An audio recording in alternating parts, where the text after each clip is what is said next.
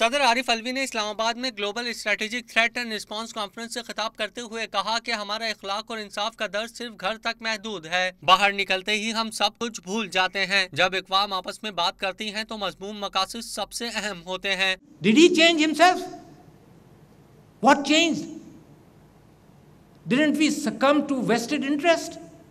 We sacrificed morality. Stop teaching children morality and justice. Tell them that might is right.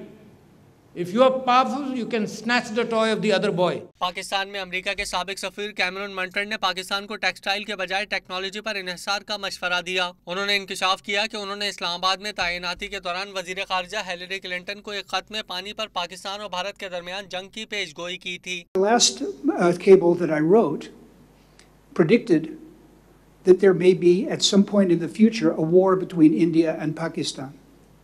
And I said, if there is going to be a war between India and Pakistan, it will be over water. Water is the key. साबिक secretary खारजा जलील अब्बास जिलानी ने भी conference से खिताब किया। Conference मजीद 2 दिन तक जारी रहेगी।